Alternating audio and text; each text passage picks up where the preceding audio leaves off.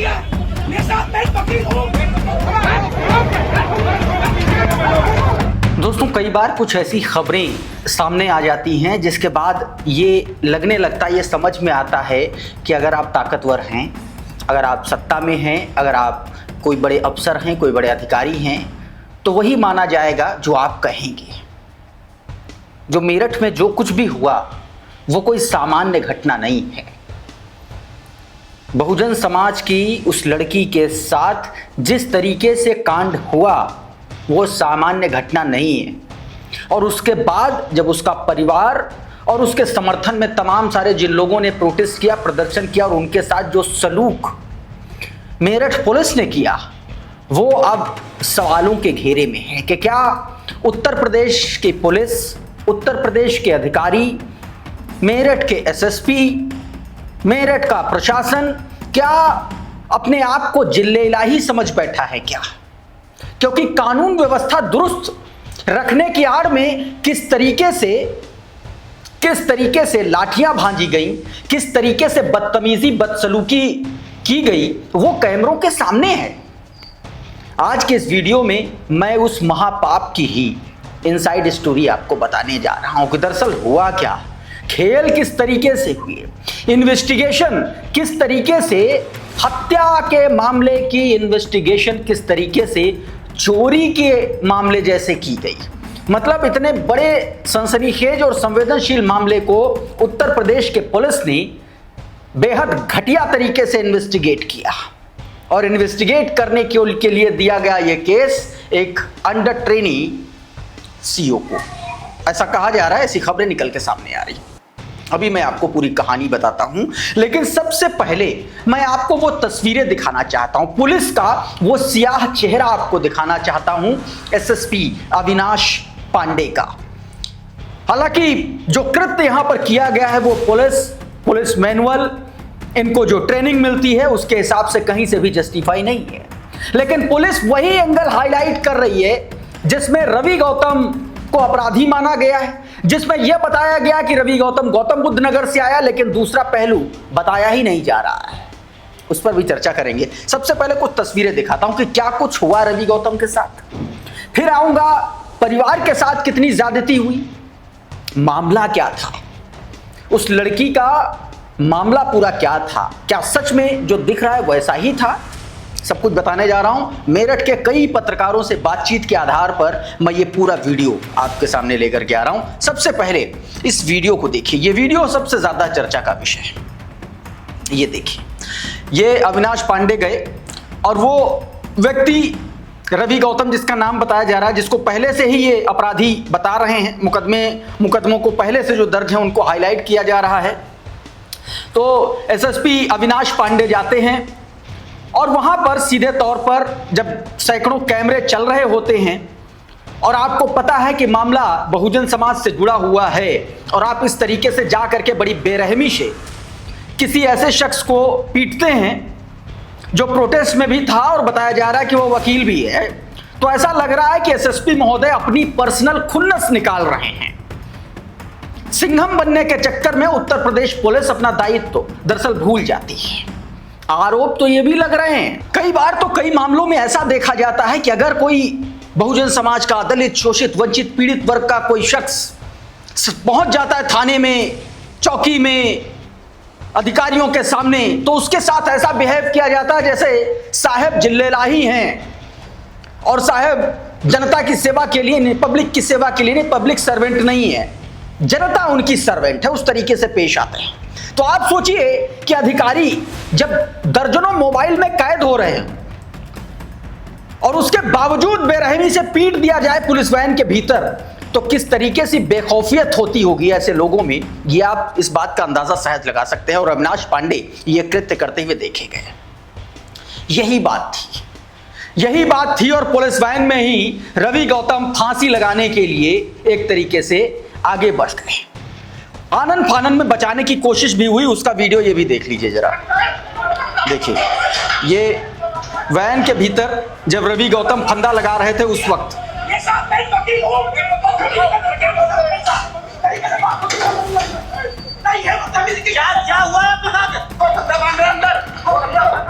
साहब फंदा बांध रहा है अंदर, ये बात कही गई। थोड़ा सा और क्लियर वीडियो है कि इसको भी देखिए। ये वाला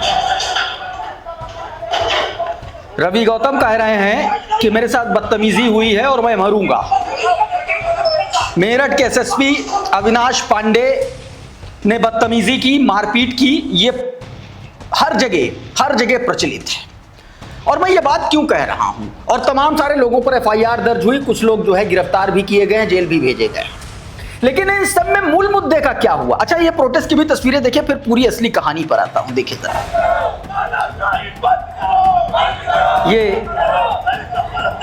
ये समाजवादी पार्टी के नेता हैं, ये जो बीच में बैठे नारे लगा रहे हैं, हिमांशु सिद्धार्थ। सपा सरकार में बताया जा रहा है कि इनके पिता मुकेश सिद्धार्थ जो है मंत्री रहे हैं। ये भी, इन पर भी एक तरीके से एक्शन हुआ है। ये तस्वीर एक है, एक ये तस्वीर देखिए, रवि गौतम जब मुर्दाबाद जिंदाबाद नारे लगा रहे थे।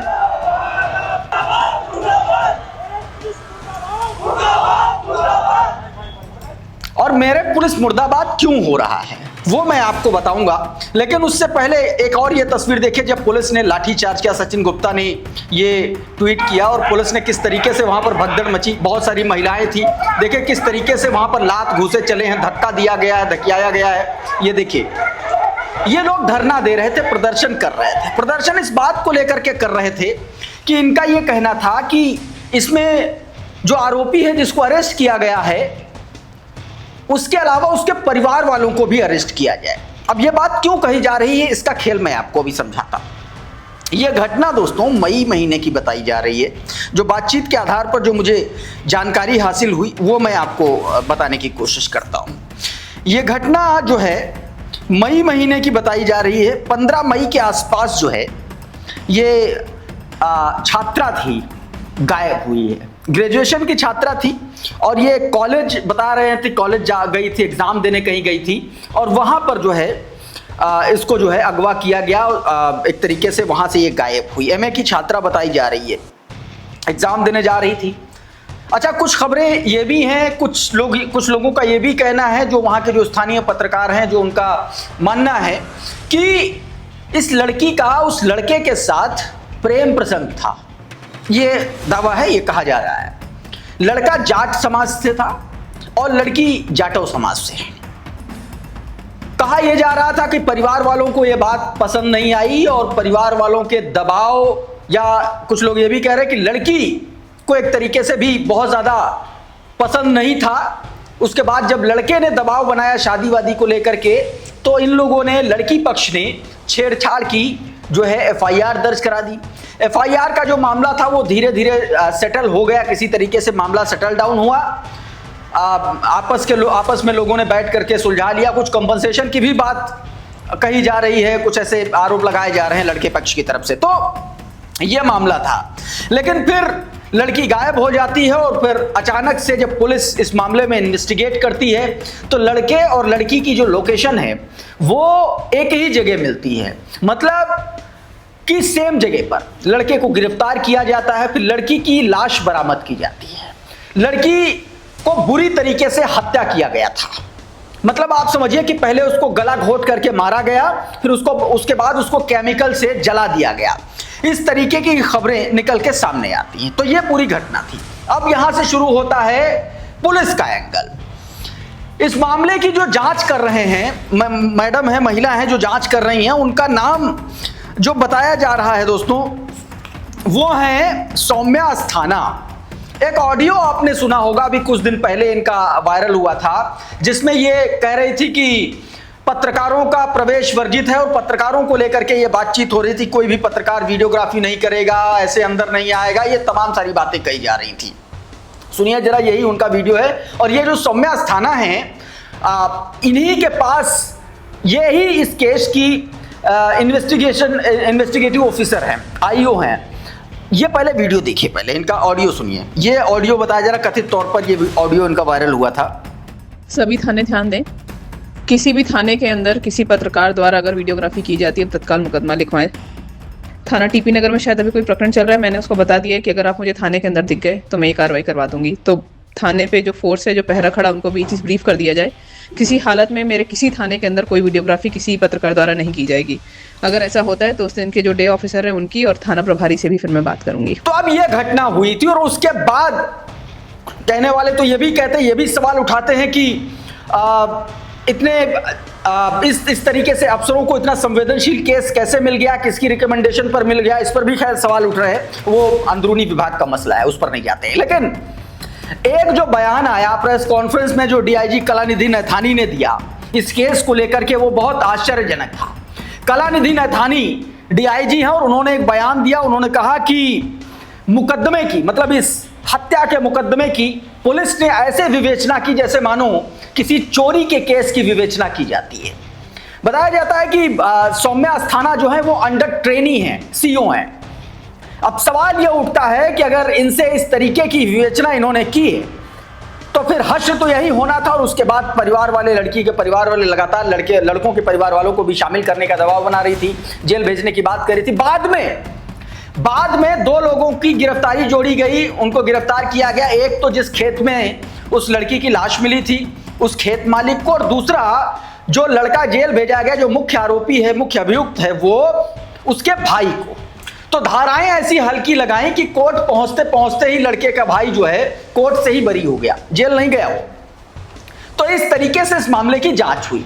जब इतनी हीला हवाली हुई, इतनी ढिलाई हुई, तब जाकर के ये लोग प्रदर्शन पर बैठे, धरने पर बैठे, और उसके बाद इनके साथ जिल्ले-इलाही जैसा बर्ताव किया गया। सीधे तौर पर आरोप लग रहे हैं कि ये लोग बहुजन समाज से थे, दलित समाज से थे, इसलिए इनके साथ एसएसपी अविनाश पांडे, उनकी पुलिस, उनके सिपाहियों, उनके दरोगाओं ने इस तरीके का कृत्य किया है। सवाल ये है, अच्छा एक और खबर निकल के सामने आई, कहा गया कि इस पूरे मामले में SC/ST की जो धारा थी वो बाद में जोड़ी गई, शुरुआत में नहीं जोड़ी गई। ये भी बात कुछ लोग कह रहे हैं, हालांकि इसकी पुष्टि कहीं से नहीं है, लेकिन इस तरीके के दावे लगातार किए जा रहे हैं। तो आप सोचिए कि पुलिस किस तरीके से बेरहम हो सकती है और कितने बड़े बड़े खेल कर सकती है, आप इससे समझ लीजिए। इस घटना से एक और शिक्षा मिलती है। शिक्षा इस बात की मिलती है कि पुलिस जो चाहेगी करेगी वही, तुम चाहे सिर पटक करके मर जाओ, दम तोड़ दो। मैं ये बात क्यों कह रहा हूं? परिवार किस लिए न्याय मांगने के लिए लड़ रहा था, लेकिन अब यहां से पुलिस के खेल की एक नई शाखा शुरू हो जाती है। वो अब जो लोग गिरफ्तार हुए हैं उनके पुराने कनेक्शन ढूंढेगी, उनके पुराना आपराधिक रिकॉर्ड दर्ज करेगी। मतलब मूल जो मुद्दा था न्याय का, वो दूर हट गया। अब मुख्य मुद्दा आ गया कि ये नोएडा से आए थे, ये शामली से आए थे, ये फलाने जिले से आए थे। इस पर पुलिस का फोकस है कि बाहरी लोग आए इस प्रदर्शन में।